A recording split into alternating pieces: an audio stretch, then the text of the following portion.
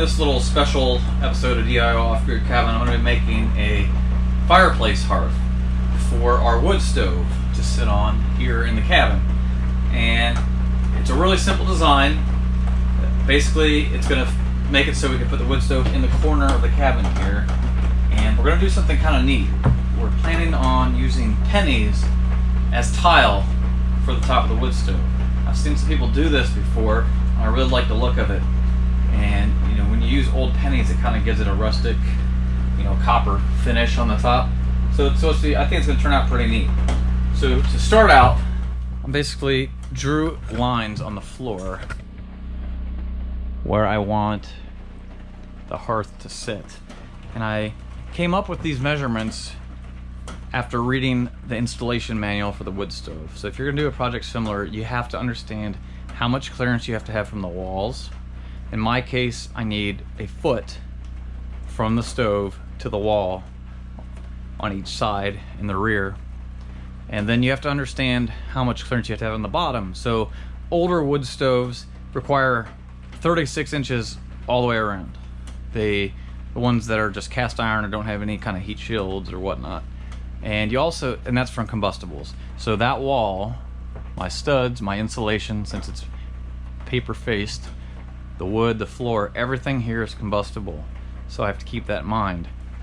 When I build this hearth, it's going to be made out of wood, which may not work for everyone. If you have extreme heat in your wood stove, you should make out of steel 2x4s, which you can get. And then you can use a cement board for the top. I am going to be using cement board, but I'm going to be using 2x4s to construct it because I do not have that clearance issue on the bottom of my wood stove. It can sit right on the ground, in my case, because my wood stove has a heat shield and it's got legs that put it with it out of the clearance to where you don't have to worry about it. But these are all things you can get from the manual for your wood stove. If in doubt and you have an older one, you got to follow the 36-inch rule to combustibles, unless you can make, you know, something that makes it not. So I'm going to build the hearth here, and my plan is to use corrugated metal tin for a heat shield on the back walls. It's more for looks.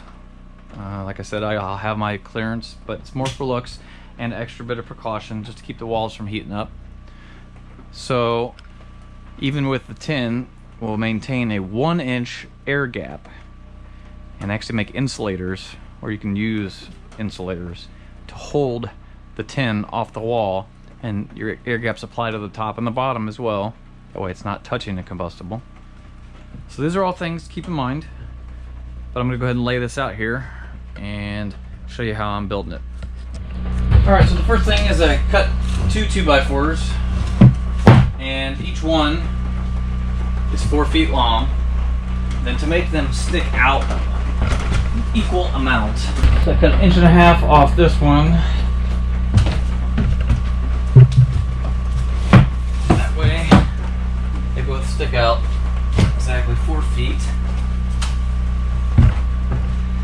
And then my line from here to here is 22 inches. So I've marked two lines, 22 and 44 inches on that board, and I'm now going to cut.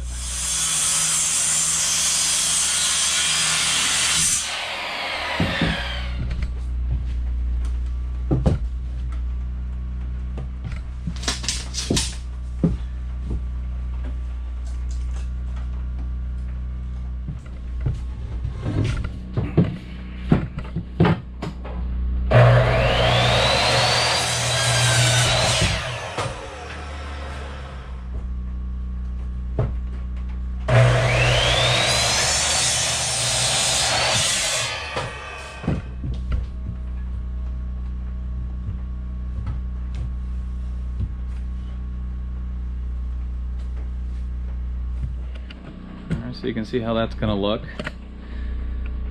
So what I'll do is I'll go ahead, I'm going to screw these all together and then pull it out, and I'll have to put some framing this way. You really want a lot of support right under the stove where it's going to sit.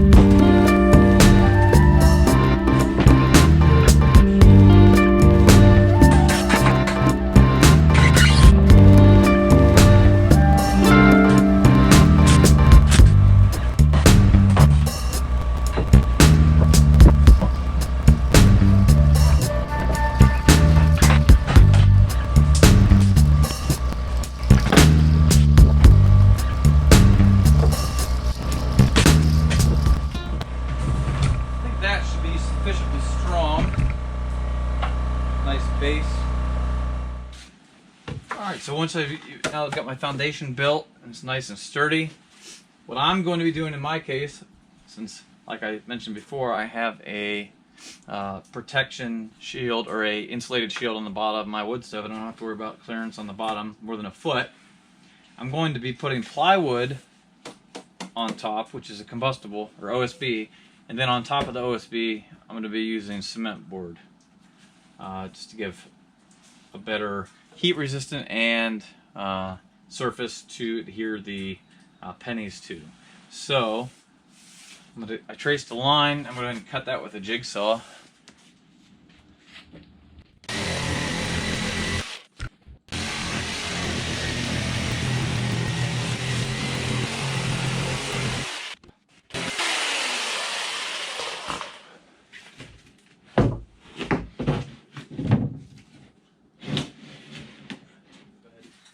Fasten this down.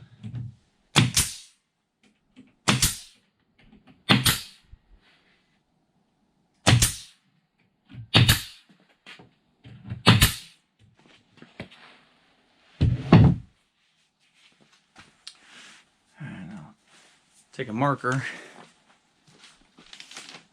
mark the underside,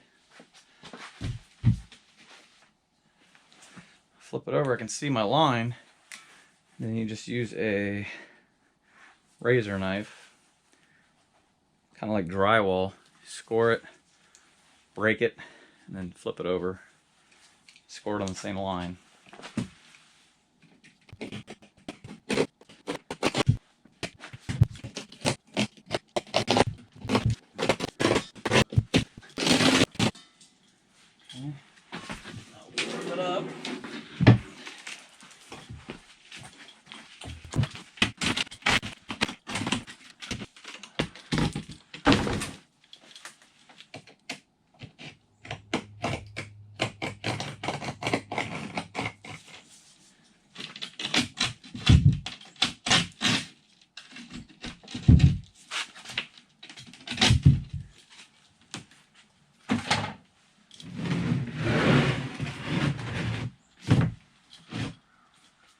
Alright, so they make these specially coated fasteners, these boards.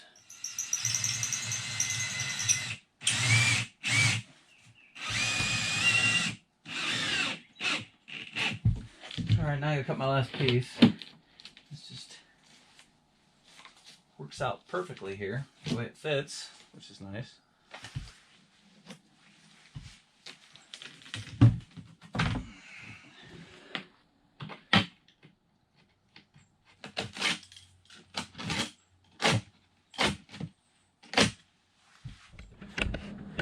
Okay, so once we get it fastened down securely, we're now ready for some pennies. Alright, so got the foundation inside here, make it easier to work on. So what I'm going to do is I'm going to start gluing the pennies on with liquid nails, and I'll start with the first row. That way I can work from the front, from where you're going to see.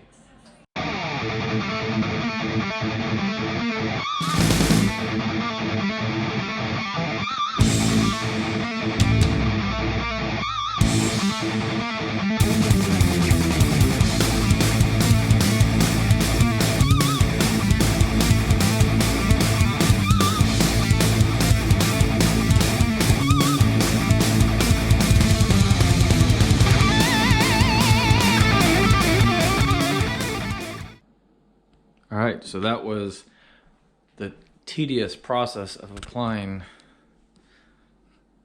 all the pennies. But it looks pretty good. So the next step, we're going to use a charcoal black colored grout and grout it like you're doing, like you would do with a ceramic tile floor.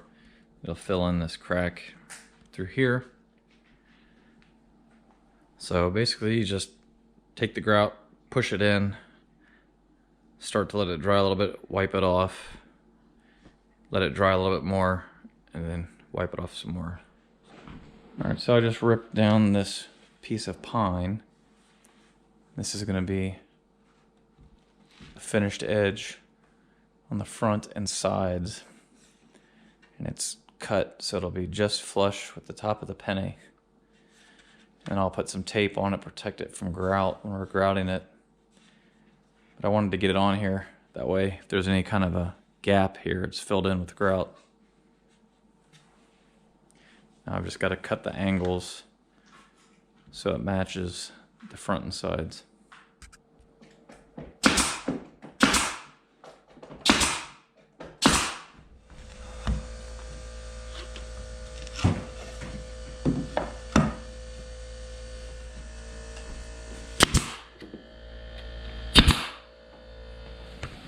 Okay, so now I've got the wood taped off, that way the grout doesn't stain the top of the boards.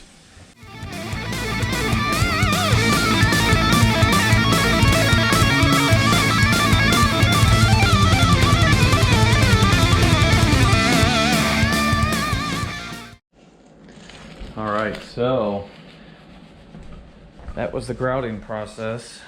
Now I'm taking the tape off before it dries. Don't worry if it's not perfect, it's not gonna be perfect, but that's what gives it character. Even if you can't get all the grout off the pennies, it looks good. So the next step will be, in my case, we're gonna be applying a polyurethane over the top. Some of you may wanna use an epoxy finish to do that. Obviously the wood would have to be a little higher, and then you fill the epoxy to that level, but we're not covering that in this video. We're doing the polyurethane version. I'm going to be applying this fast drying oil-based satin polyurethane. I'll be applying it with a foam brush.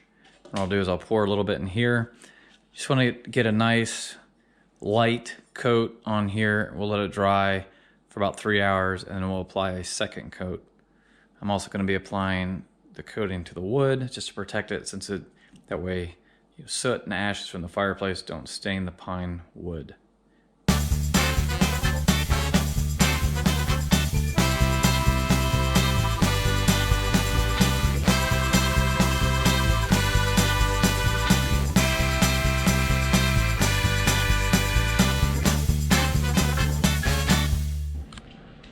Alright, so here it is after 2 coats. I think it turned out pretty good. I like the satin look, it's not too shiny at all. The only problem now is this thing weighs a ton. Definitely one person can't move it. I'd venture to say we're approaching 150 to 200 pounds at least. So now all I gotta do is get this up in the cabin, get the fireplace on it. And for those of you wondering, there is about 3,000 pennies on here. I didn't count the exact number. That's my best guess off of how many we used. There's about 3,000.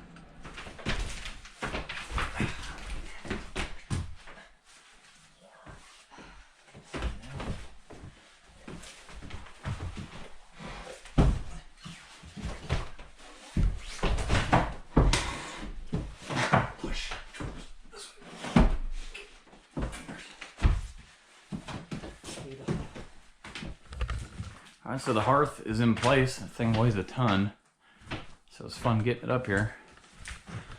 You can see, fits perfect, looks good. Now the fun part.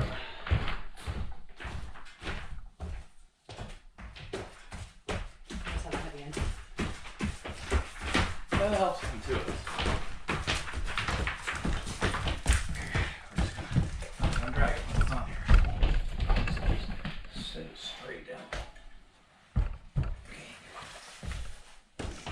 Cool. All right, so there's what you can get the idea what it's going to look like. That's the hearth. Hopefully you enjoyed the video and hopefully it gave you a little bit of inspiration. Maybe you do something like this in your own cabin or countertop or wherever you want to use it. If it did, be sure to like the video, subscribe to see more, leave a comment if you have a question, and until next time, we'll see you later.